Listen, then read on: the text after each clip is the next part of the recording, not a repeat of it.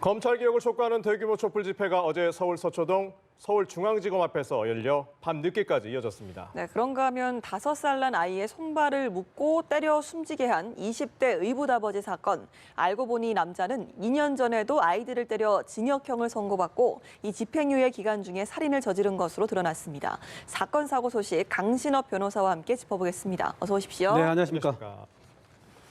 자, 국정농단 촛불 집회 이후 가장 많은 시민들이 한 곳에 모였습니다. 네. 전국에서 모여든 집회 참가자들의 요구사항은 검찰개혁이었는데 어떻게 보셨습니까? 맞습니다. 이제 화두가 검찰개혁이죠. 사실 검찰개혁은 오래된 어떤 얘기입니다만은 아직까지도 계속해서 이렇게 문제가 되고 있는 그런 우리 사회의 어떤 화두입니다.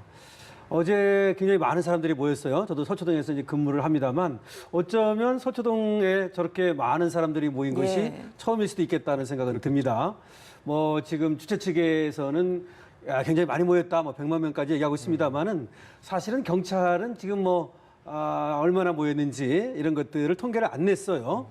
그리고 실제로 좀 이제 과장되는 면이 있기 때문에 사실은 뭐 얼마나 모였는지는 분명하지 않습니다. 하지만 많은 사람들이 모여서 검찰 개혁을 요구하고 있는 것은 사실이다. 이렇게 볼 수 있겠고요.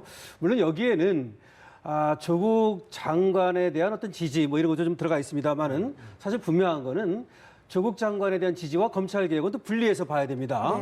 그래서 사실은 뭐 검찰 개혁에 대해서 우리가 패스트트랙에도 올라가 있고 공수처 설치니 수사권 조정이니 여러 가지가 있습니다만은 그거 외에도 검찰의 어떤 수사권 행사의 관행이라든지 내지는 조직 이기주의라든지 뭐 이런 거에 대해서도 개선을 요구하는 목소리라고 볼 수 있겠습니다. 예, 어제 여권 인사들도 집회에 참여를 또 했고요. 네. 일부 범여권 인사들에서는 굉장히 좀 날선 비판들이 쏟아지고 있거든요. 네. 뭐 검찰을 쿠데타 세력이다 이렇게 좀 굉장히 좀 높은 수의 발언들이 나오고 있는데요. 그럼에도 불구하고 검찰은 우리는 원칙대로 계속 수사를 한다 이런 입장인데 과연 좀 검찰이 계속해서 강도 높은 수사를 이어가려는 이유, 지금 검찰의 입장을 한번 좀 유추를 좀 해볼까요?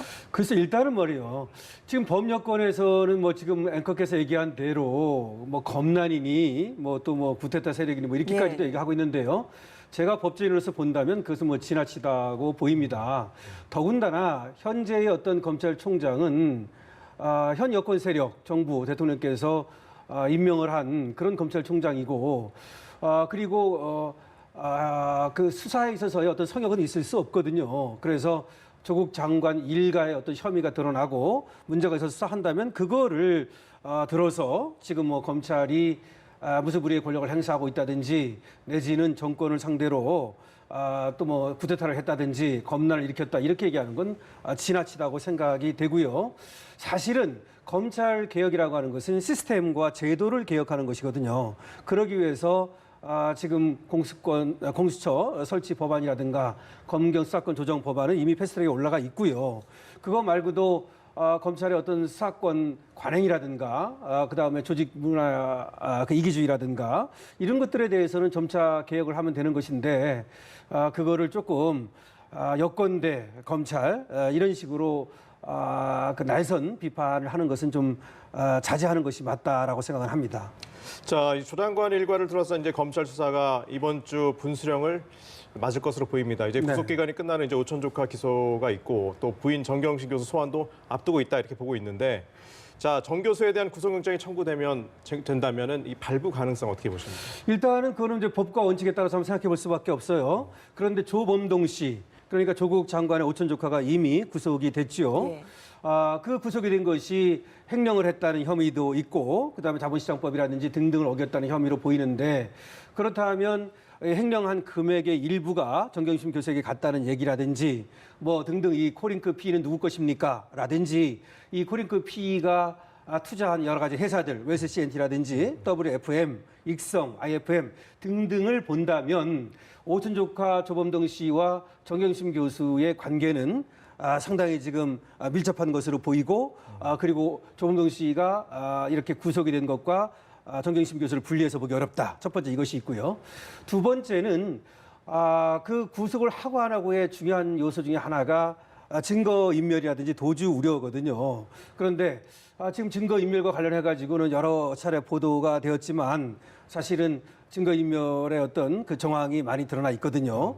컴퓨터에 하드디스크를 교체하려 했다든지 내지는 뭐 또 그 PB라고 하는 사람, 영등포 그 지점에 근무하는 PB라는 사람을 시켜가지고 또 여러 가지 뭐 증거를 이제 또 감취를 했다든지 뭐 이런 것들이 있기 때문에 가능성은 있다고 봐야 되고요.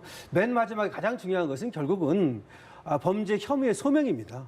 범죄 혐의가 얼마나 소명되는가, 예. 그리고 범죄가 얼마나 중대한 것인가 이런 것인데 지금까지 드러나는 걸로 본다면 범죄가 여러 개예요. 일단은 혐의가 말이죠. 그렇죠. 그리고 또 그렇게 중하지 않다 이렇게 보기도 좀 어렵기 때문에 제가 볼 때는 발부 가능성이 있다 이렇게 봅니다. 예, 정경심 교수도 발부 가능성이 있다라고 하셨는데 네. 사실 뭐 한국당에서는 정상 국가라면 영장이 발부가 돼야 된다라고 했고 유시민 이사장 같은 경우는 구속영장 기각이 되면 검찰이 책임을 져야 된다 이렇게까지 말이 나왔거든요. 조금 전에 말씀하셨지만 이 PC 교체 가능성에 대해서 법원이 어떻게 판단을 할 것이냐 이 부분이 좀 상당히 중요할 것 같은데 일단 증거인멸의 가능성을 높게 보신다는 거죠. 그렇죠. 유시민 이사장 같은 경우는 뭐 증거 인멸이 아니라 증거 보존이다 이런 얘기를 예. 했어요.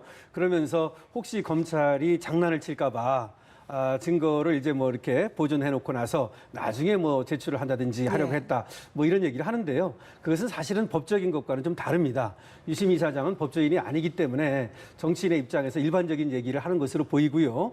그다음에 자유한국당도 마찬가지입니다. 이것이 어떤 법적으로 구속영장의 어떤 뭐 필요성이라든가 내지는 지금 범죄 혐의의 소명이라든가 증거인멸이라든가 이런 것들을 사실관계, 법적 관계를 촘촘히 따져가지고 얘기하는 게 아니라 어떻게 보면은 정치인의 입장에서 일반적인 얘기를 하고 있기 때문에 그거 가지고 평가하기는 좀 어렵고요.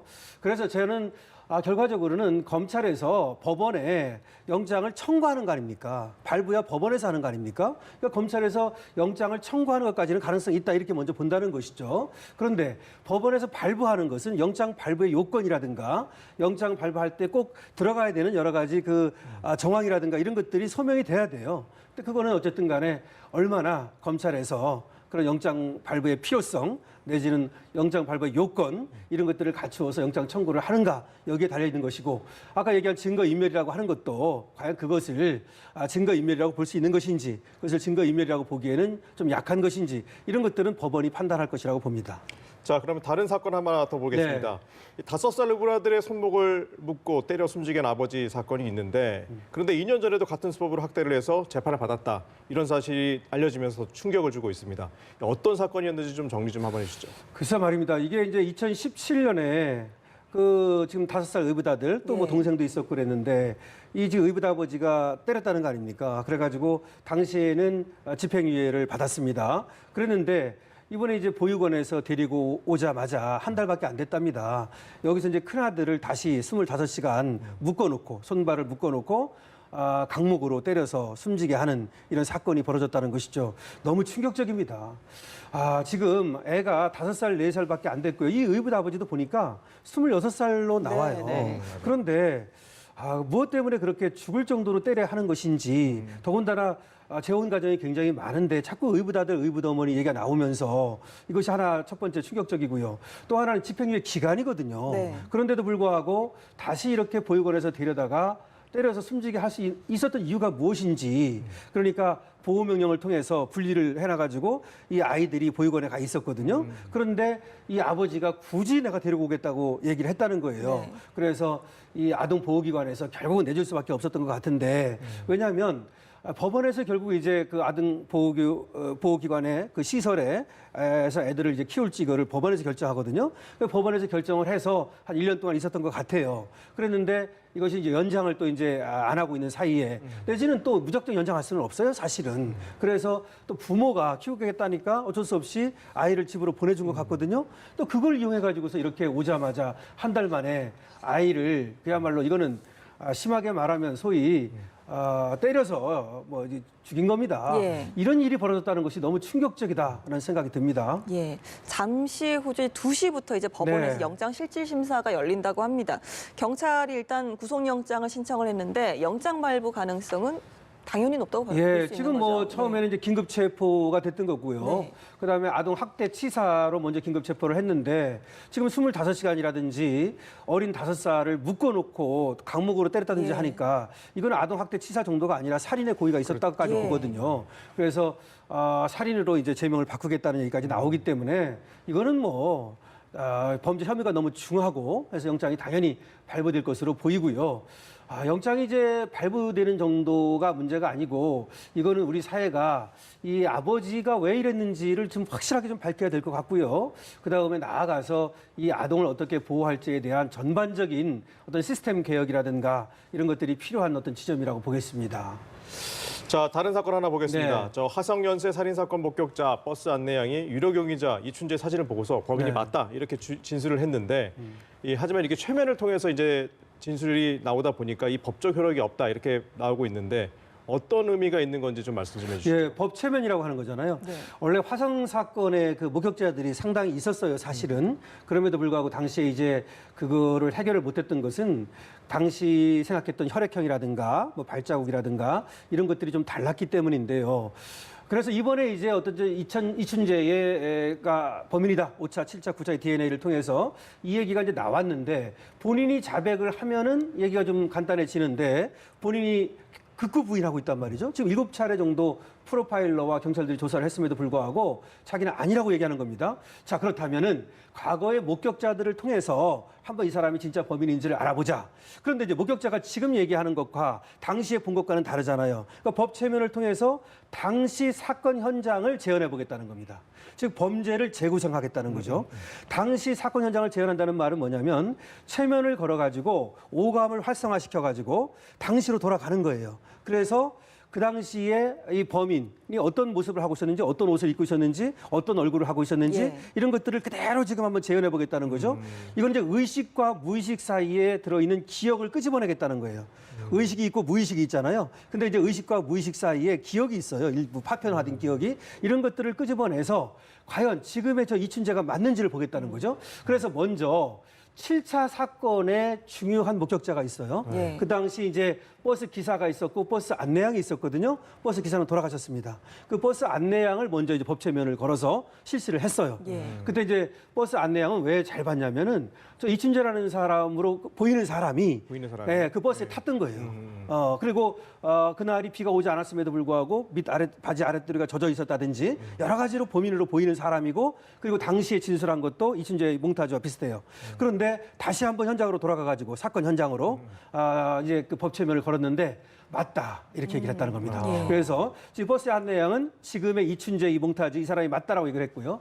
저 사람 말고 누가 있냐면 9차 때는 여중생이 살해당한 사건입니다. 그때 전모 씨라는 사람이 있어요. 이 사람은 트럭을 타고 가고 있었습니다. 당시에 축산업자였습니다. 네. 트럭을 타고 가고 있다가 양복 입은 사람하고 그다음에 교복을 입은 학생이 같이 서 있는 걸 봤어요. 그 사람을 또 법체면을 걸었습니다. 네. 그래서 법체면을 걸어서 체면 조사를 했는데 안타깝게도 거기서는 의미 있는 어떤 진술을 못 얻었다고 그래요. 네. 또 거기 말고 이제 사실은 1980년 2월부터 7월까지 그러니까 1차 사건이 1980년 9월에 일어나는데 그 전에 성폭행을 당한 사람들이 있어요. 네. 그 사람들 중에서 몇 명을 또 법체면 조사를 했습니다.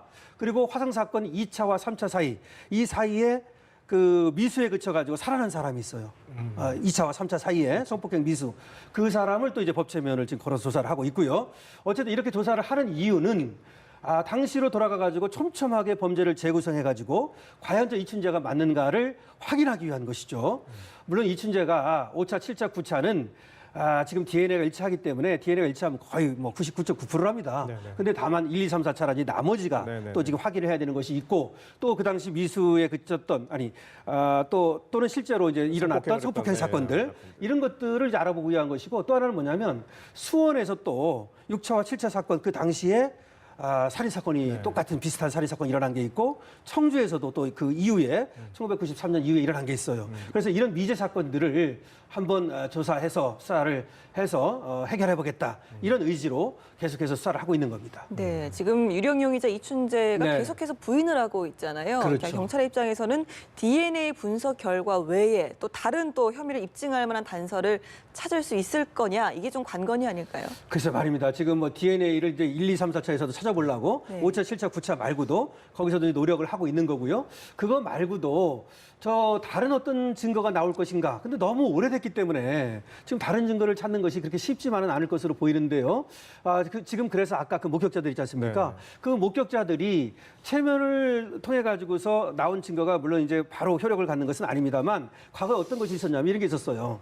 그 2003년에 서초동에서 살인 사건이 벌어졌었거든요. 근데 그때 전처라고 하는 사람을 법체면을 걸어서 전처에서 얻어낸 진술을 가지고 실제 그 살인자 이 사람한테 자백을 얻어낸 적이 있었거든요. 예. 그걸 추궁을 해가지고 말이죠. 그래서 이번에도 이런 법체면에서 나온 어떤 진술을 가지고 이춘재를 어떤 추궁을 한다면 자백을 얻어낼 수 있지 않을까 이런 생각을 한번 해보는 것이고요. 그래서 지금 뭐 DNA 또 뭐 자백, 진술 이런 거 외에는 다른 증거는 그렇게 사실은 많지 않아요. 그렇기 때문에 계속해서 당시에 이 용의자를 봤던 사람들을 수소문을 하고 있고 진술을 받아내려고 노력을 하고 있습니다. 자, 이게 또 다른 의문점들이 있는 게 네. 이 씨가 1989년에 강도 혐의로 구속된 이후에서 이 화성 사건이 200일간 공백기가 있었죠. 그렇죠. 공백기가 있었는데 풀려난 후 9차 사건이 발생했다. 근데 우연의 일치라고 볼 수 있는 겁니까? 사실 우연의 일치라고 보기 어려워요. 일단 보면요. 1989년에 네. 그 이제 강도 예비 뭐 이런 사건이 있었습니다. 그렇죠. 그걸로 이제 200일 동안 구속이 됐어요. 1989년에 사건이 일어났고 1990년 4월에 이제 석방이 됩니다. 1차 때는 실형이 나왔는데 2차 때 집행유예가 되면서 결국 이제 1990년 4월에 석방이 돼요. 그런데 9차 사건이 1990년 11월에 일어납니다. 그러니까 7개월 있다가 일어난다는 말이죠. 그것도 있었고 또 하나는 이 사람이 1986년 이전에는 군대에 있었다는 거예요. 그래서 이 사람이 군대에 있을 때는 사건이 안 일어나는데 이 사람이 제대한 후에 1986년 이후에 그 성폭행 사건이라든지 이 살인 사건이 일어납니다. 그다음에 또 이 사람이 청주로 이사를 하잖아요. 1993년 이후에 그때는 또 이 화성에서 이런 살인 사건이 일어나지 않습니다. 그렇다면 이런 지금 얘기했던 이 사람이 없을 때는 사건이 안 일어나고 네. 이 사람이 있을 때는 사건이 일어나고 또 이 사람이 이사하면 그곳에서 사건이 일어나고 이것은 사실은 우연이라고 보기는 어렵죠. 예. 그래서 아까 DNA라든지 내지는 목격자의 진술, 그다음에 지금 공백기에 또 이 사람이 있을 때 사건이 일어나고 안 일어나고 이것과 이렇게 전부 다 맞춰 본다면 또 그거 말고도 이 사람이 살았던 집 그리고 회사 등등의 어떤 근처에서 사건이 일어났거든요. 그런 걸 보면은 지금 법 전문가들 또 수사 전문가들은 거의 뭐 이춘재가 확실하다 뭐 이렇게 얘기를 하고 있습니다. 예. 다만 이것이 이제 재판을 해가지고 범인으로 확정하는 절차가 남아 있다면 좋은데 지금 사건이 지금 공소시효가 다 지났잖아요. 그 10차 사건이라고 하는 것은 그렇죠. 그 이후에 나중에 또 뭐 발견이 되면 모르겠습니다만 그렇기 때문에 재판을 할 수 없어서 이 사람의 자백이 없으면 그 사람이 뭐 확실하다 이렇게 우리가 얘기할 수 있는 것뿐이지 이것을 공식적으로 범인으로 확인하는 절차 네. 이것이 없다 보니까 그래서 자백을 얻어내려고 노력을 하는 거죠. 알겠습니다. 조금 전에 있었던 현장 영상 하나 보고 예. 오도록 하겠습니다. 5살짜리 의붓아들 무차별 폭행에 숨지게 한 26살 이모 씨가 영장 심사를 받기 위해서 법원에 출석을 했습니다. 경찰은 이 씨가 폭행 당시 사망 가능성을 예견할 수 있었다고 보고 살인죄를 적용했습니다. 함께 보고 오시겠습니다. 사죄자들은 왜 때리신 겁니까? 앉아주세요. 앉아주세요.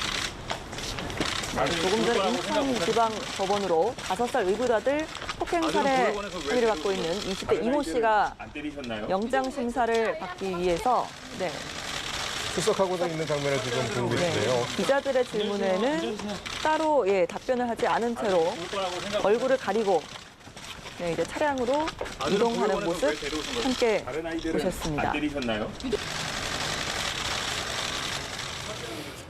네, 이렇게 조금 전 이모 씨의 출석 장면까지 보고 왔습니다. 오늘 함께해 주신 강신업 변호사 고맙습니다. 네, 고맙습니다. 네, 감사합니다.